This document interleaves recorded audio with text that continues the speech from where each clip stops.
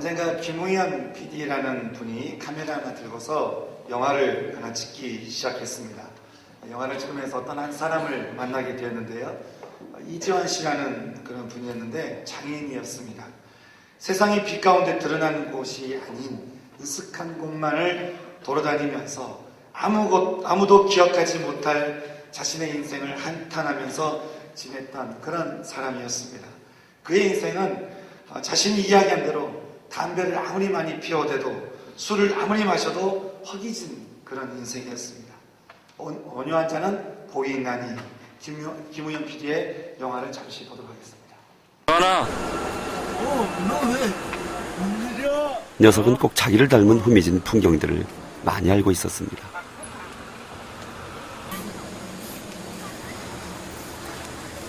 너 또 담배냐? 너는 뭐 매일 담배만 펴? 어? 30 넘어서 갈 일이 없고 이걸 담배가 피다가 죽을래. 담배나 피다 죽으려고?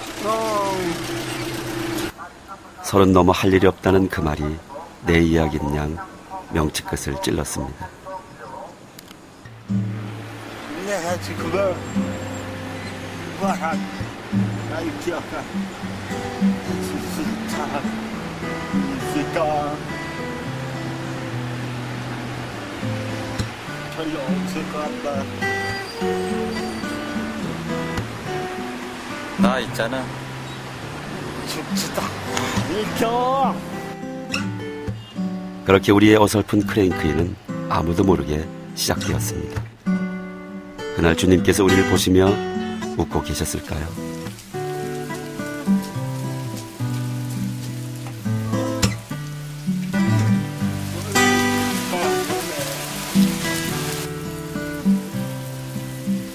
비가 와도 눈이 와도 우리는 만나 촬영했습니다. 그저 만나는 것만으로도 서로에게 휘파람 같은 위안이 되었나 봅니다.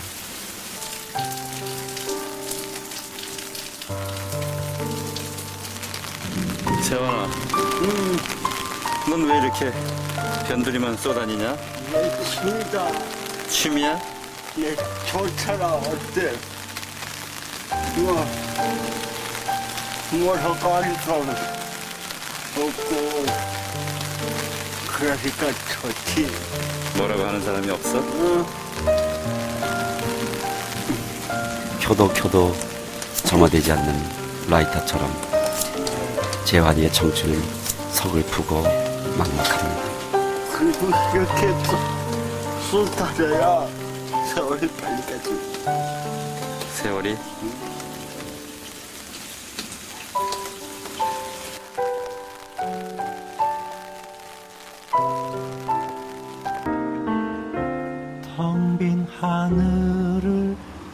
여전히 세상은 허무하고 허기지고 아팠습니다. 그런 재환이를 담으며 나 또한 서럽고 많이 울었습니다. 그것이 우리의 영화였습니다. 돌아갈 길이 없기 마음에 머무는 내 지난 이야기들이 눈물로 흘렀습니다.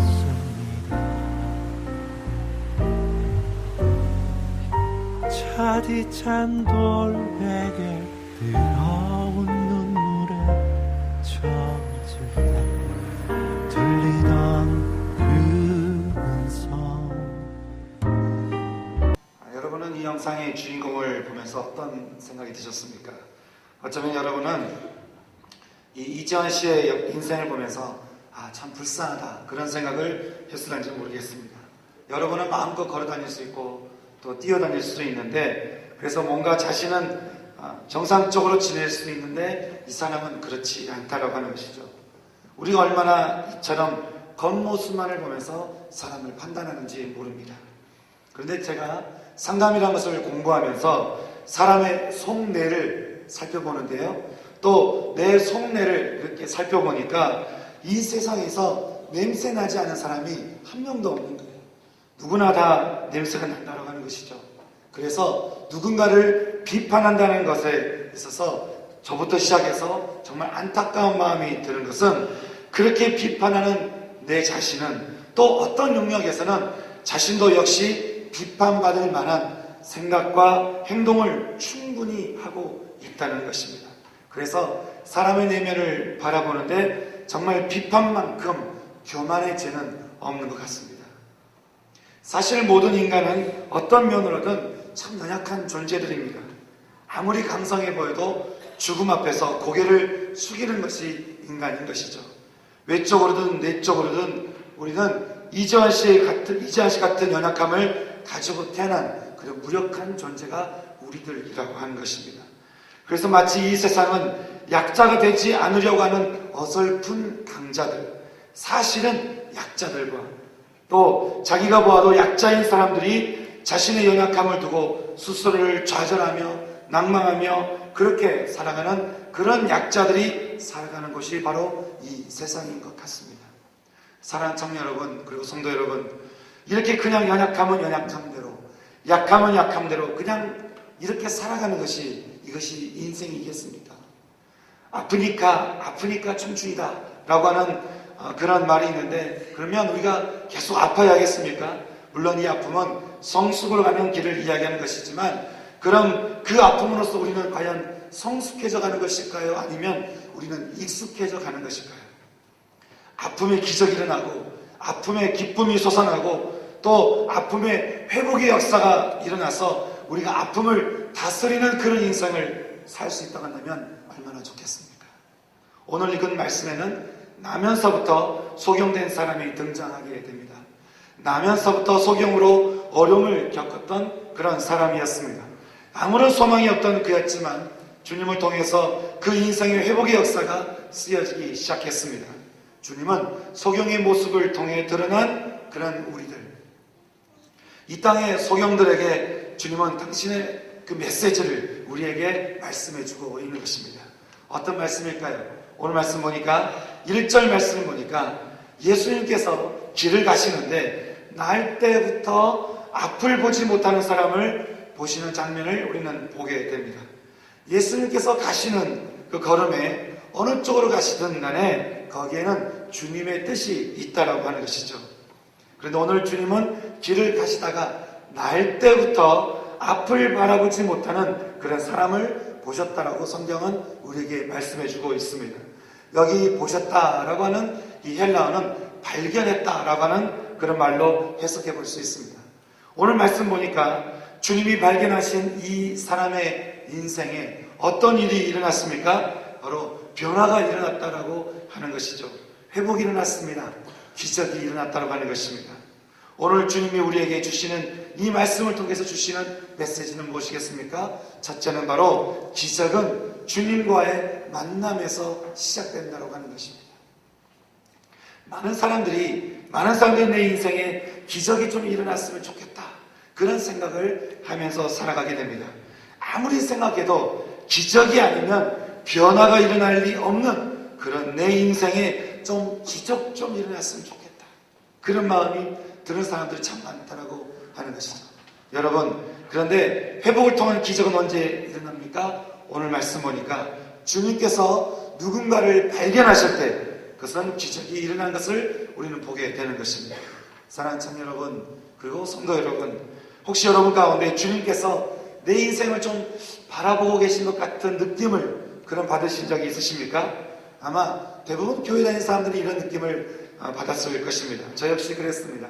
제가 초등학교 4학년 때쯤 됐는데 그때 어린 나이에 제가 이런저런 인생에 어려움이 있거나 그러지는 않았지만 그때 제가 주일학교 여름 성경학교를 가는데 참 제가 열심으로 갔어요.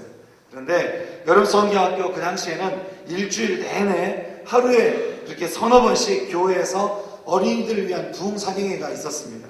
그런데 하루는 제가 아침 6시에 일어나서 교회를 가야 되는데 제가 그만 자버린 거예요.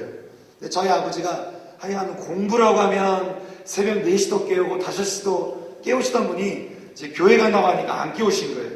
제가 근데 아침에 일어나서 아침밥을 먹는데 그게 그렇게 속상한 거예요. 내가 가야 될 곳에 마치 못 간 것 같은 그런 마음이 제 안에 드는 것이죠. 너무 속상한 마음 가운데 제가 밥 먹으면서 이렇게 동했던 그때 시절을 제가 생각이 납니다. 그런 것처럼 제가 그 당시 뭐 예수를 믿는 것에 대한 예수님에 대한 무슨 확신이 있었나? 아니요, 그런 거 없었어요. 내가 뭐 예수님이 계신 거에 대해서 내가 분명한 뭐가 있었나? 아니요, 없었어요. 그런데 마치 내가 그 자리에 있어야만 될 것 같고 또 내가 예수님의 말씀을 들어야 될 것 같은 그런 마음이 제 안에 들었다고 하는 것이죠. 여러분도 혹시 그런 적이 있으십니까? 주님이 내 인생에 관심이 있는 것 같아요. 예수님이 내 인생을 바라보고 계시는 것 같아요. 예수님이 내 인생 가운데 뭔가 말씀을 하고 계시는 것 같아요. 예수님께서 내 인생 가운데 어떤 말씀을 하기를 원하시는 것 같은 그런 마음이 든다고 하는 것이죠. 혹시 여러분 가운데 그런 경험이 있다고 한다면 여러분 기뻐하시기 바랍니다. 그것은 여러분의 인생의 축복이 시작이 되었다고 하는 것입니다. 그것은 여러분의 인생을 죽음에서 생명으로 바꿔놓을 예수님의 그 축복이 여러분 가운데 지금 다가오고 있다고 하는 것이죠. 어떤 이들은 이것이 내게 느껴지지 않는 사람들이 있을 수 있습니다. 하지만 여러분 교회에 지금 여러분이 앉아있다는 것 이 자체만으로 주님께서 여러분에게 관심이 있다고 하는 것입니다. 만약에 여러분들이 교회에서 정말 내가 나가고 싶다고 해서 이렇게 올 수 있는 사람이 얼마나 있겠습니까? 그렇지 않은 것이죠. 여러분에게 앉아있다는 것 자체가 바로 주님께서 관심을 가지시고 여러분에게 이렇게 올 수 있도록 길을 열어주셨다고 하는 것입니다. 참 사람은 누구를 만나느냐에 따라서 그 인생이 달라지게 되는 것 같습니다. 그런데 오늘 말씀에서 이 세상을 창조하신 주님께서, 능력자이신 주님께서, 생명의 근원이 되신 주님께서 어떤 한 사람을 만나고 계신 것을 우리는 발견하게 됩니다. 어떤 한 사람을 발견하셨다라고 하는 것이죠. 그런데 그가 누구입니까? 그는 나면서부터 앞을 바라보지 못하는 그런 앞을 보지 못하는 사람이었습니다. 지금도 앞을 못 본다는 것은 너무나 어려운 삶이지만 고대에서는 눈을 볼 수 없다라고 하는 것은 거의 버려질 것 같은 그런 인생이라고 하는 것이죠. 어쩌면 세상에서 가장 연약한 자, 나면서부터 소경된 자, 정말 이 세상에서 가장 버려진 자, 가장 연약한 자, 그리고 이 세상에서 가장 강한 자, 가장 부한 자, 가장 능력자이신 예수 그리스도와의 만남을 우리는 성경을 통해서 보게 된다고 하는 것입니다. 그리고 이 만남은 이 소경된 자의 인생을 통째로 바꿔버리는 그런 역사를 일으키게 했습니다. 꼭 눈이 보였기 때문은 아니었습니다. 그것은 이 사람이 누군가를 만났기 때문이었습니다. 누구였습니까? 바로 예수 그리스도였습니다. 왜냐하면 예수님께서 가지고 있는 것은 예수님은 생명이시고 예수님 인생의 길을 알려주시는 분이시고 예수님께서는 우리에게 없는 그런 생명의 그 축복이 예수님에게 있다고 하는 것이죠. 그래서 예수를 만난 것이 이 사람에게는 큰 축복이었다고 하는 것입니다. 저는 오늘 이 시간도 여러분이 어떻게 보면 무심결에 교회에 앉아 있을 수 있고 또 무심결에 교회에 와 있을 수 있지만 사실은 여러분을 만나기를 원하시는, 여러분을 만나서 여러분에게 생명을 전하기를 원하시는 그 예수님의 축복을 여러분 모두가 다 경험할 수 있는 이 시간 되기를 진심으로 소망합니다.